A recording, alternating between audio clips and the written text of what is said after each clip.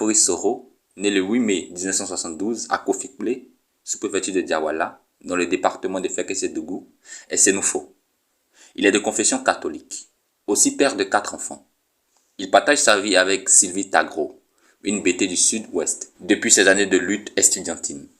Son père fut un fervent militant au Parti démocratique de Côte d'Ivoire, dit PDCI.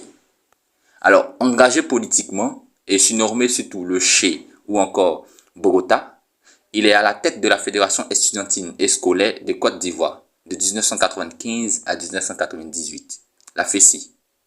Alors qu'il préparait une licence d'anglais à l'université Félix-Houphouët-Boigny d'Abidjan, à la faculté des lettres, arts et sciences humaines, il obtient sa licence avec le C2, c'est-à-dire le certificat 2, de maîtrise, sans toutefois soutenir son mémoire.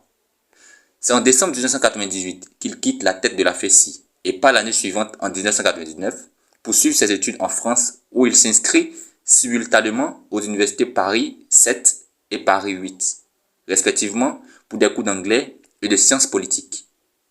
Outre cela, il obtient en 2018 un MBA de l'école de commerce de Lyon. Pendant tout ce temps, Soro reste focus sur ses études et ses activités. C'est ainsi qu'en novembre 1999, à la suite de la grave crise qui secoue la Côte d'Ivoire, avec l'arrestation, la détention et la condamnation de la direction du Rassemblement des Républicains, dit RDR, il est de retour dans son pays pour participer aux côtés de l'opposition aux mobilisations en vue de la libération des prisonniers politiques. Il est en Côte d'Ivoire lorsqu'il intervient le coup d'État du 24 décembre 1999, organisé, fomenté et l'idée par Robert Gueye. Il avait auparavant créé le Forum international des étudiants francophones, le FIEF, se gardant ouvertement de s'allier politiquement au Rassemblement des Républicains d'Alassane Ouattara. C'est ainsi qu'en décembre 1999, on le voit aux côtés de Robert Gueye, pendant un instant, après son coup d'État réussi. Mais il s'oppose à lui et s'allie à Alassane lorsque celui-ci est exclu de l'élection présidentielle de 2000. En 2000, Laurent Gbagbo devient président. Avec la bienveillance du président burkinabé Blaise Compaoré, il s'installe dans une maison modeste à Ouagadougou, où il participe à l'organisation d'une rébellion pour renverser le nouveau chef de l'État. En 2002, les forces nouvelles tentent un coup d'État à Abidjan, mais l'opération échoue. Guillaume Soro réapparaît en septembre 2002, lorsque les forces nouvelles lancent sans succès une tentative de coup d'État à Abidjan. En qualité de porte-parole puis secrétaire général de la branche politique du mouvement patriotique de Côte d'Ivoire, dit MPC, qui deviennent après les négociations de Linas Makoussi, les forces nouvelles de Côte d'Ivoire. Recherché par les militaires ivoiriens, Soro quitte le pays déguisé en femme. Le poste de secrétaire général par intérim des forces nouvelles est entre-temps occupé par le ministre d'État, ministre de la Justice, Mamadou Koné. C'est donc dans la continuité de ces événements que Guillaume Soro, contrairement aux rebelles ordinaires, qui sont incarcérés lorsqu'ils sont retrouvés, lui fait l'exception car il participe au gouvernement de réconciliation nationale de février 2003 à mai 2004, puis d'août 2004 à décembre 2005 comme ministre de la Communication. Le 28 décembre, il est nommé ministre d'État de la reconstruction et de la réinsertion dans le gouvernement de Charles Konan Banny.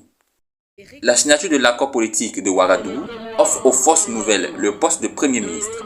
C'est en ce sens que ces forces nouvelles désignent leur secrétaire général, Guillaume Soro, le 26 mars 2007 pour exercer cette fonction. Il y en a qui me disent Soro Guillaume était le chef de la rébellion. Oui, c'est vrai. Mais il y a des chefs de rébellion qui n'ont jamais accepté de faire la paix. Alors, si nous avons en Côte d'Ivoire le chef de la rébellion qui a accepté de jouer le jeu et qui a accepté d'être Premier ministre pour mieux jouer le jeu, je lui plie mon chapeau. Guillaume Soro entre en fonction le 4 avril 2007 et son gouvernement est installé 3 jours plus tard. Le gouvernement doit mettre en place notamment 2 points clés de l'accord politique de Ouagadougou. La préparation d'élections devant se tenir dans les 10 mois à compter de mars 2007, puis l'unification des forces armées, des forces nouvelles et des forces armées nationales de Côte d'Ivoire. Pendant ce temps, Guillaume Soro a fait l'objet, si ce n'est la cible, de plusieurs tentatives d'assassinat. C'est en ce sens que l'on retient, parmi tous ceux-ci, un attentat organisé contre lui le 29 juin 2007. Mais en plus de cela, Soro a échappé à 6 tentatives d'assassinat.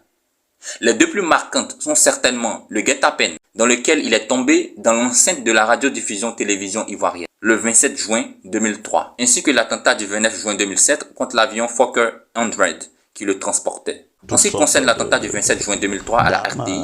Échappé à un attentat oui, tout à fait. Alors donc, je suis... C'était un traquenard ou quoi? Bien sûr. Je pense que le FPI n'avait jamais renoncé à éliminer physiquement ceux qu'il considérait comme étant les responsables de la rébellion.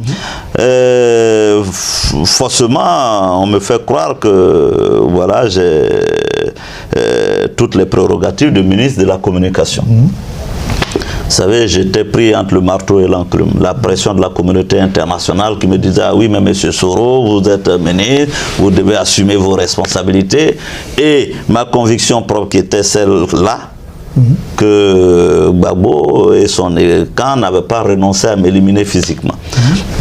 Je vais à Abidjan. Comme tout ministre de la Communication, je décide d'aller visiter les structures sous tutelle du ministère, notamment la radio et la télévision. Donc je me rends dans les locaux de la télévision. Et nous sommes encerclés par 300 jeunes à qui on indique exactement où je me trouve. Armés de gourdins, de toutes sortes d'armes, viennent encercler le bâtiment où je suis. Et quand je vois justement que nous sommes pris, donc je demande à mes collaborateurs de partir pour sauver au moins leur vie et au moins témoigner de ce qui se passe là. Donc nous sommes pris pendant 2 heures à partir par les jeunes patriotes. Il a fallu que la force licorne décide. Oui. C'est licorne finalement. Oui, puisque je suis signataire de l'accord de Lina Marcoussis. Et c'est comme ça, donc là, nous, quand mes collaborateurs sortent, ils activent cet article de l'accord de Lina Marcoussis. La France fait la sommation à l'état-major ivoirien pour dire, bon, écoutez, nous, on a la responsabilité aussi d'assurer la sécurité de tout signataire de l'accord de Marcoussis. Nous vous demandons de vous mettre en avant. Si vous n'allez pas, nous, forces françaises, nous sommes tenus de rentrer à la RTI. Voilà comment la gendarmerie, un jeune gendarme, parce que le commandant supérieur de la gendarmerie réunit les officiers, semble-t-il, et il leur propose de venir m'exfiltrer de la RTI. Tous se refusent, sauf un qui accepte de venir à la RTI. Il arrive avec un véhicule avant blindé qu'on appelle le VAB, il rentre à la RTI par poste de communication interposé, il nous localise exactement, il vient me voir et nous le suivons pour rentrer dans le véhicule blindé et nous sortons. Dans le véhicule blindé, je suis surpris, le jeune gendarme me regarde, il me dit, et il m'appelle mon général. Quand j'étais étudiant, secrétaire général de la FESI, les étudiants avaient pour habitude de m'appeler général. Mais on vous appelait aussi Bogota. Voilà, Bogota. Le Tché Bogota. Donc il m'appelle général. Donc je me dis, tiens, ça doit être un ancien étudiant. Il me demande si je le reconnais, je lui dis non. Et il dit, mais j'ai été votre militant à Port-Boué. Et c'est pourquoi j'ai décidé, moi, de venir vous exfiltrer. Voilà pour la petite histoire. Quant au second attentat, il s'agit du vendredi 29 juin 2007, lorsque Soro échappe à un attentat à la roquette. Ce sont des gens qui ont été envoyés. Et je sais qu'on les a envoyés, qu'ils ont fait un repérage, qu'ils ont campé dans la brousse pendant 2-3 jours, avec nourriture, assistance et tout. Ce sont des professionnels. Le vendredi 29 juin 2007, Soro échappe à un attentat à la roquette lors de l'atterrissage de l'avion dans lequel il était lors de sa venue à Bouaké. 4 membres de son équipage sont tués et plusieurs sont grièvement blessés. Il se pourrait que les auteurs soient des éléments de son armée rebelle qui lui reprochent de ne pas avoir été consulté avant la signature de l'accord de Ouagadougou. En sa qualité de Premier ministre, après avoir organisé les élections, le 4 décembre 2010, Éclate une controverse sur les résultats du deuxième tour de l'élection présidentielle du 28 novembre. Guillaume Soro remet sa démission à Alassane Ouattara, qu'il reconnaît comme vainqueur légitime du second tour de l'élection face à Laurent Gbagbo, dont Guillaume Soro était le Premier ministre depuis 2007. Ce dernier le reconduit donc dans ses fonctions de Premier ministre. Soro forme alors son nouveau gouvernement le 6 décembre 2010, gouvernement dans lequel il détient également le portefeuille de la défense. Le 8 décembre, Soro accuse Laurent Gbagbo d'être un tricheur et de se comporter en dictateur. Il demande à la communauté internationale de faire pression sur Gbagbo afin qu'il quitte le pouvoir. À la suite de la chute de Laurent Gbagbo, le 11 avril 2011, et l'arrivée à la présidence de la République d'Alassane Ouattara, Guillaume Soro forme son quatrième gouvernement le 1er juin 2011, gouvernement qui prend fin le 8 mars 2012 à la suite de sa démission.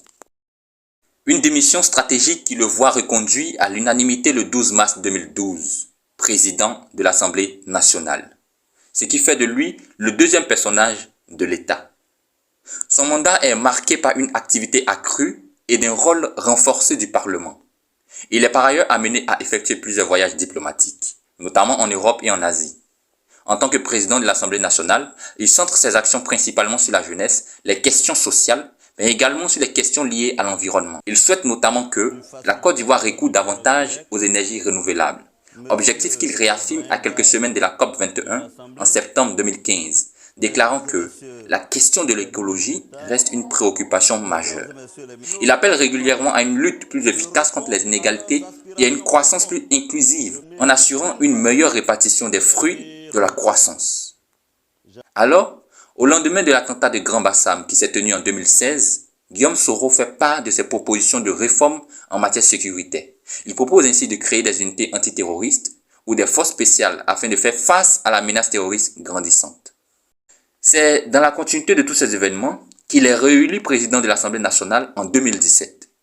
À l'issue des mutineries de janvier et de mai 2017, Guillaume Soro est accusé par une partie de l'entourage du président Ouattara d'avoir encouragé, voire fomenté cette dernière. Ces accusations se fondent notamment sur la découverte d'un important stock d'armes à Bouaké dans une maison appartenant à son directeur du protocole, Souleymane Kamagate Kone, alias Soul to Soul. Et ce, bien que Guillaume Soro affirme que ces armes étaient bien stockées là depuis la crise post-électorale de 2011. À la suite des vives tensions qu'il oppose au président Ouattara, y compris cette affaire, le chef de l'État annonce fin janvier que Soro présentera sa démission du poste de président de l'Assemblée nationale le mois suivant. Soro ne rejoint pas le nouveau parti Rassemblement des Oufouettistes pour la démocratie et la paix, RHDP, dirigé par Ouattara, et annonce sa démission le 8 février 2019, au cours d'une session extraordinaire de l'Assemblée nationale. Depuis mai 2017, je me suis préparé à cette éventualité. Chers collègues, l'heure a sonné. Rendre ma démission de mes fonctions de président de l'Assemblée nationale et ainsi être capable de me regarder moi-même dans une glace. Chers collègues, après toutes les épreuves que j'ai traversées et dont vous êtes témoins, j'ai acquis la forte conviction que le destin de chacun d'entre nous appartient à Dieu. Dieu pourvoira. Merci à chacun et à chacune. À bientôt.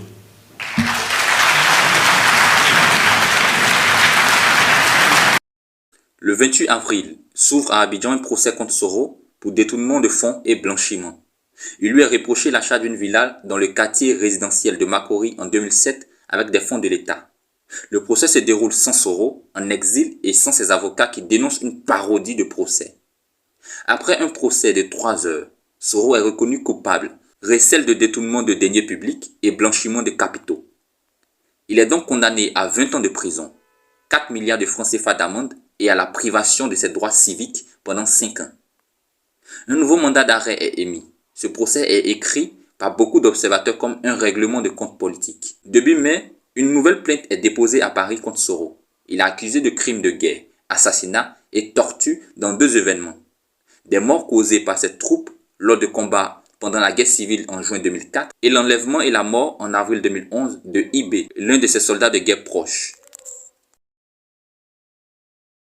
En octobre 2020, le procureur Richard Adou accuse Soro et une vingtaine de ses proches de complot et atteinte contre la sécurité de l'État.